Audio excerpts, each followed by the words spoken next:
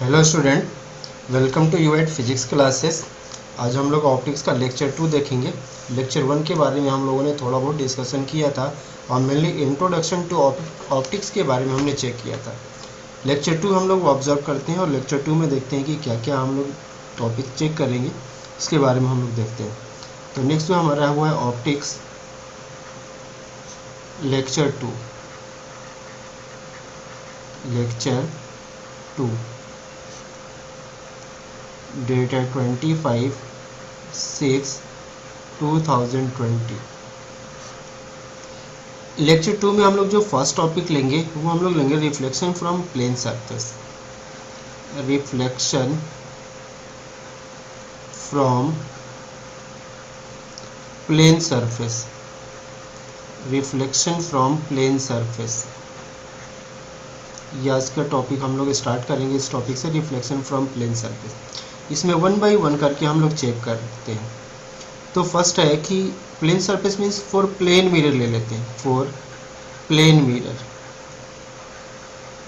For plane mirror image distance from mirror, image distance from mirror, image distance from mirror is equal to object distance from mirror, is equal to object distance from mirror, from mirror. Image distance from mirror is equals to object distance from mirror. Second point जो लेंगे, height of image, height of image is equal to height of object. Height of image is equals to height of object. Third point check करते हैं। if object is moving, if object is moving with velocity v,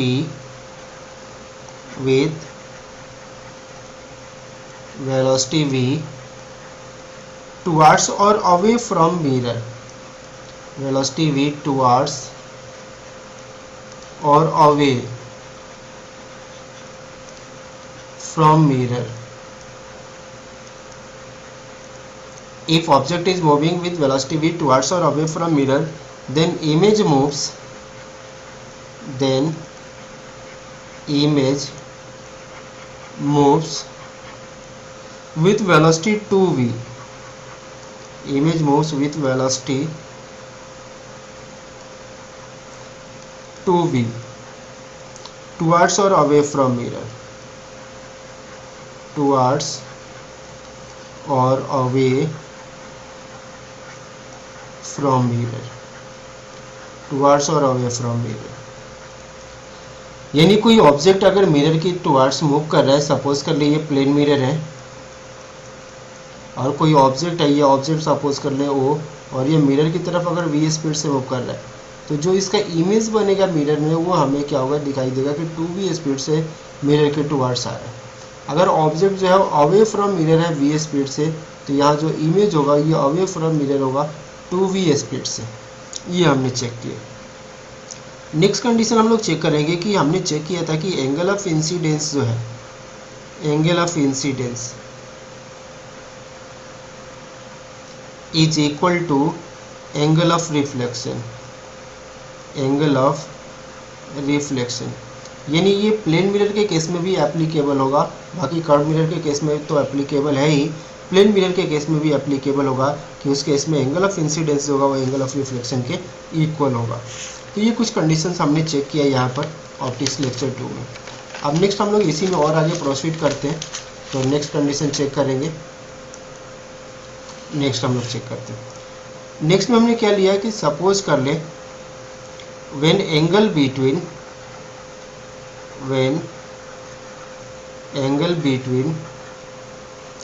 to plane mirror is theta, to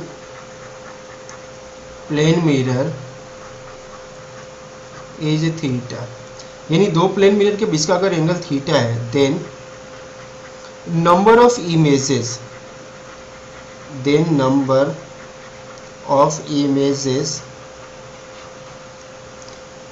for object placed between them,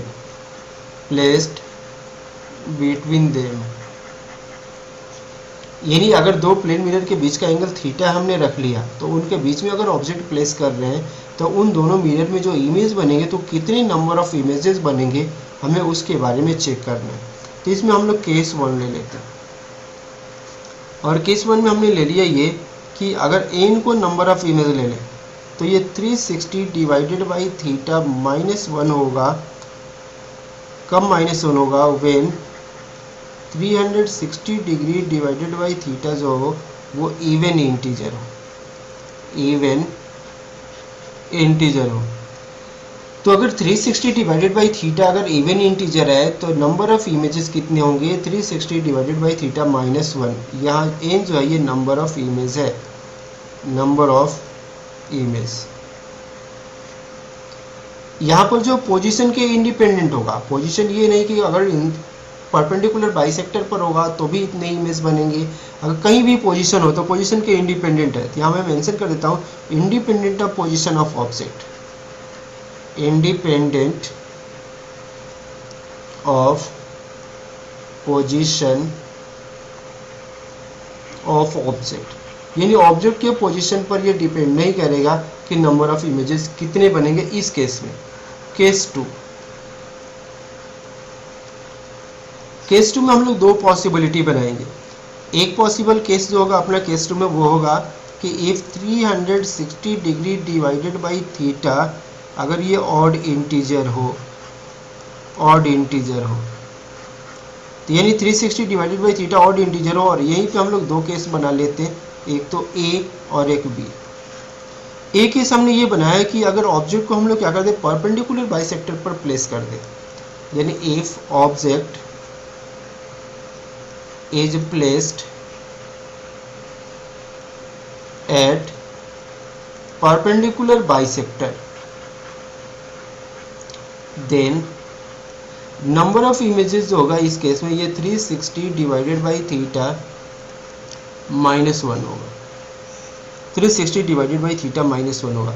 और अगर object perpendicular bisector पर place ना हो, if object is not placed at perpendicular bisector,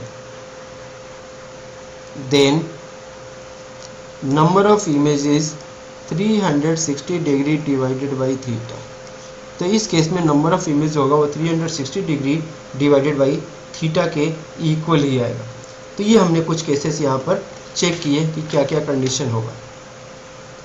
next हम लोग इसी में और आगे कंटिन्यू करते हैं, और इसमें थर्ड कंडीशन और केस 3 भी चेक कर लेते हैं। और केस 3 में हम लोग ये चेक करेंगे कि अगर दो प्लेन मिरर पैरेलल प्लेस किए जाए, यानी फॉर 2 पैरेलल मिरर्स, तो इस केस में जो एंगल होगा उन दोनों के बीच में क्या होगा, 0 डिग्री हो जाए। तो फिर नंबर ऑफ इमेजेस कितने हो जाएंगे, 360 डिवाइडेड बाई 0, जो कि इनफाइनाइट इमेज इस केस में बनेगा। तो ये हमने यहाँ पर चेक किया कि किस किस तरह के कंडीशंस बनेंगे अपने। अब इसके बाद नेक्स्ट टॉपिक हम लोग एंगल ऑफ डेविएशन पर चलेंगे। एंगल ऑफ डेविएशन लेते हैं next topic, angle of deviation. Angle of deviation, first of all हम लोग एंगल ऑफ डेविएशन को डिफाइन करेंगे।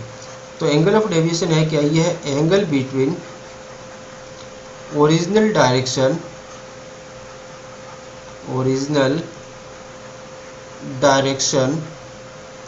Of incident ray, original direction of incident ray and reflected ray, original direction of incident ray and reflected ray is called angle of deviation, is called angle of deviation। यानी original direction of incident ray और reflected ray के बीच का जो angle होगा उस angle को हम लोग एंगल ऑफ डेविएशन बोलेंगे। तो एंगल ऑफ डेविएशन हम लोग कुछ केसेस बना लेते हैं, जिसमें फर्स्ट केस हम लोग लेंगे और केस हमारा ये होगा कि जितने टाइम से रिफ्लेक्शन हो रहा है, जैसे फर्स्ट केस में हम लोग सिंगल रिफ्लेक्शन दिखाएंगे, सेकंड केस में हम लोग डबल रिफ्लेक्शन चेक करेंगे। तो केस 1 हम लोग चेक करते हैं। केस 1 में हम लोग क्या करेंगे कि एक इस तरह से प्लेन मिरर ले लेते हैं, ये रिफ्लेक्टिंग सरफेस हमने ले लिया, ये हमने रिफ्लेक्टिंग सरफेस ले लिया। हमें एंगल ऑफ डेविएशन चेक करना है, तो इस रिफ्लेक्टिंग सरफेस पर क्या करेंगे, एक नॉर्मल ड्रॉ करेंगे। नॉर्मल दैट इज परपेंडिकुलर, हमने एक ड्रॉ कर लिया इस रिफ्लेक्टिंग सरफेस पर, एक परपेंडिकुलर ड्रॉ कर लिया। तो परपेंडिकुलर के साथ अब हम लोग क्या करेंगे, यहाँ पर एक इंसिडेंट रे और रिफ्लेक्टेड रे ड्रॉ करते हैं। तो ये इंसिडेंट रे हमने ले लिया, ये इंसिडेंट रे ले लिया। फिर ये रे क्या होगा, इस तरह से रिफ्लेक्ट होगा, तो ये रिफ्लेक्टेड रे आ गया। अब original direction of incident ray जो है वो इस तरह से original direction of incident ray है, यानी इंसिडेंट रे को हमने क्या कर दिया, आगे की तरफ प्रोसीड कर दिया। तो इंसिडेंट रे को आगे की तरफ प्रोसीड करने के बाद जो ये एंगल बना रिफ्लेक्टेड रे और इंसिडेंट रे के बीच में, इसी एंगल को एंगल ऑफ डेविएशन डेल्टा से हम लोग क्या करेंगे, रिप्रेजेंट करेंगे। ये जो एंगल है नॉर्मल के साथ इंसिडेंट रे का, ये एंगल ऑफ इंसिडेंस है, और नॉर्मल के साथ जो रिफ्लेक्टेड रे का एंगल है वो एंगल ऑफ रिफ्लेक्शन है, ये तो नॉर्मल है। तो अब डेल्टा की कैलकुलेशन पर फोकस करते कि कैलकुलेशन क्या होगा। तो अब ये जो एंगल है, ये एंगल क्या, अपने पास 90 में से आई को माइनस कर दे या आर को माइनस कर दे। तो 90 में से आर को माइनस कर दे, क्योंकि ये एंगल तो 90 डिग्री है, तो 90 में से आर को माइनस करेंगे, ये एंगल आ जाएगा। और आई जो है वो आर के इक्वल है, तो as angle i is equal to angle r. Clear है। और डेल्टा जो होगा, डेल्टा क्या होगा अपने पास, डेल्टा होगा twice of 90 minus angle i, या फिर twice of 90 minus angle r. यानी जो एंगल ऑफ डेविएशन डेल्टा होगा ये होगा 180 degree minus twice of i, या फिर 180 degree minus twice of r. ये एंगल ऑफ डेविएशन बनेगा इस केस में, where i and r is angle of incidence and angle of reflection. तो ये हमने एंगल ऑफ जो डेविएशन फाइंड आउट कर लिया इस केस में। अब हम लोग नेक्स्ट केस चेक करेंगे एंगल ऑफ डेविएशन के लिए। तो केस 2 हम लोग चेक करेंगे एंगल ऑफ डेविएशन के लिए। केस 2 में हम लोग क्या करेंगे, यहाँ पर एंगल ऑफ डेविएशन के लिए कि हम लोग क्या करेंगे, दो प्लेन मिरर के बीच का एंगल जो है वो थीटा ले लेते हैं। सपोज कर ले तो प्लेन मिरर ये है और एक प्लेन मिरर ये, और दोनों के बीच का एंगल हमने क्या कर लिया, थीटा सपोज कर लिया, ये वो पॉइंट ले लेते हैं। इन दोनों प्लेन मिरर के बीच का एंगल हमने थीटा कंसीडर कर लिया। अब हमें क्या करना है, यहाँ पर कोई लाइट रे है, जो लाइट रे आकर के हमने क्या कर दिया, यहाँ इंसिडेंट करा दिया, यहाँ पर इस तरह से इंसिडेंट करा दिया। अब ये इंसिडेंट होने के बाद क्या होगा, इस तरह से रिफ्लेक्ट होगा, और रिफ्लेक्ट होके क्या होगा, इस तरह से सेकंड पर आएगा, फिर यहाँ से इस तरह से रिफ्लेक्ट होके ये आगे जाए।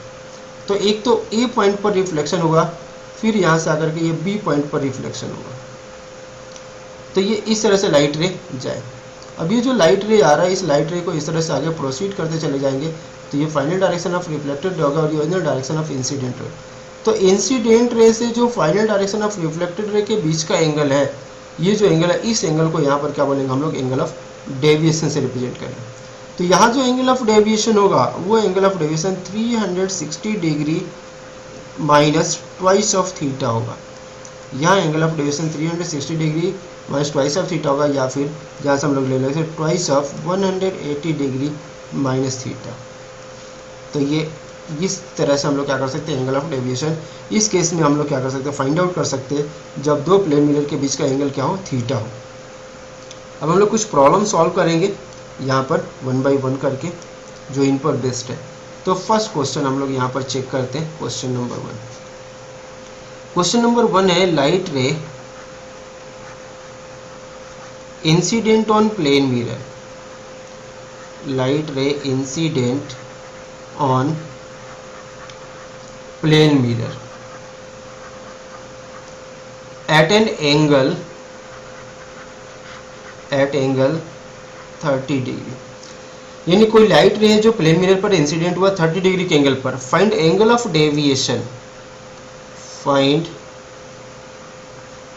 Angle of deviation, find angle of deviation for incident ray, angle of deviation for incident ray so that it is reflected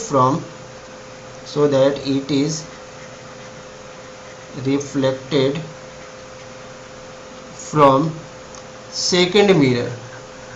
It is reflected from second mirror placed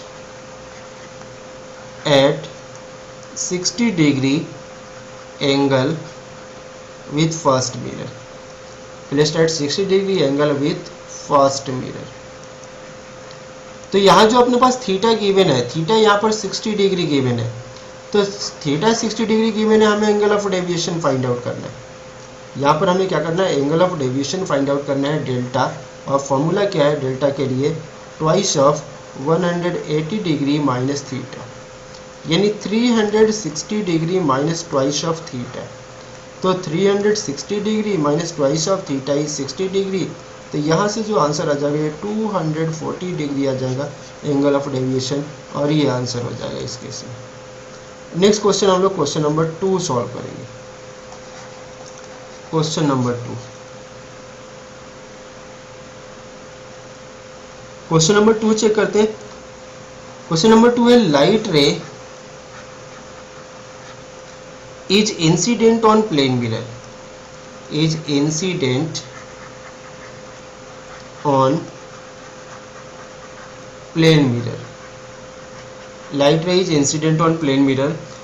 If mirror is rotated, if mirror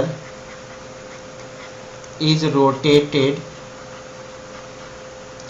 at an angle theta, at an angle theta, then reflected ray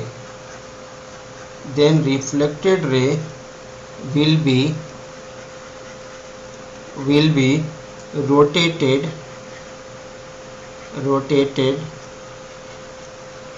at an angle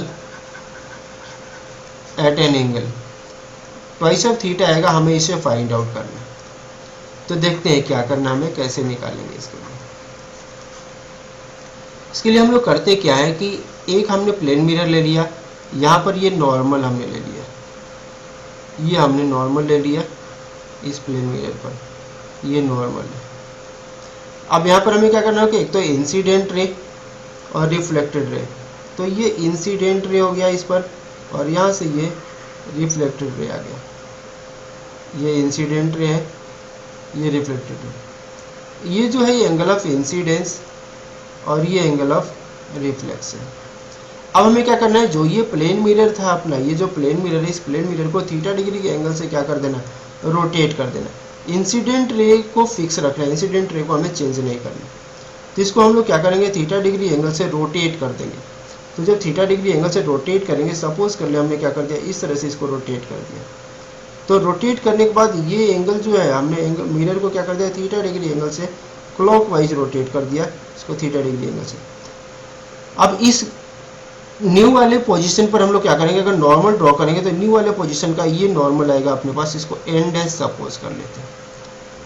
तो ये normal भी क्या होगा अपना, ये theta degree angle से rotate हो जाएगा। अब जो न्यू वाले पोजीशन पर इंसिडेंट रे को चेंज नहीं किया, इंसिडेंट रे और नॉर्मल, न्यू नॉर्मल के बीच का जो एंगल है, यानी फर्स्ट केस क्या था अपना ओल्ड वन के लिए, तो ओल्ड केस में था कि एंगल ऑफ इंसिडेंस जो वो एंगल ऑफ रिफ्लेक्शन के इक्वल है। अब न्यू मिरर के केस में एंगल ऑफ इंसिडेंस कितना हो गया, तो angle of incidence angle I plus theta हो गया, और एंगल ऑफ रिफ्लेक्शन क्या होगा, इतना ही होगा, वो एंगल आर प्लस थीटा होगा। तो angle of incidence angle I plus theta है, angle of reflection angle R plus theta है। अब इंसिडेंट रे और रिफ्लेक्टेड रे के बीच की अगर एंगल की बात करें तो वो कितना है, एंगल आई प्लस एंगल आर है ओल्ड वन में। और इस केस में अगर इंसिडेंट रे और रिफ्लेक्टेड रे के बीच के एंगल की अगर हम लोग बात करें तो इस केस में अपने पास इंसिडेंट रे और रिफ्लेक्टेड रे क्या आएगा, तो वो आएगा अपने पास angle I plus angle R plus twice of theta. तो what is difference between these two, तो difference between these two is twice of theta. तो मीन्स एंगल ऑफ रिफ्लेक्शन यानी जो रिफ्लेक्टेड रे है, reflected ray is rotated by an angle 2 theta. यानी जो reflected ray है वो रिफ्लेक्टेड रे कितने एंगल से रोटेट होगा, तो ट्वाइस ऑफ थीटा से रोटेट हो गया। यहाँ से हमने इसको वेरीफाई किया। नेक्स्ट क्वेश्चन हम लोग इसमें और एक चेक कर लेते इसी पर बेस्ड। क्वेश्चन 3, क्वेश्चन नंबर 3 हम लोग इसी पर बेस्ड चेक करते हैं। तो क्वेश्चन नंबर 3 अपने पास है the angle between two plane mirror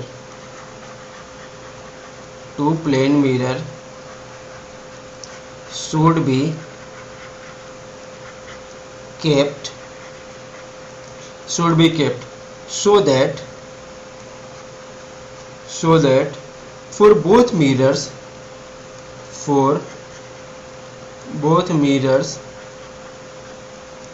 incident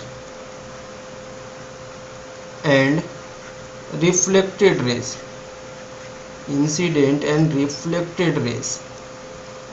remains parallel to each other,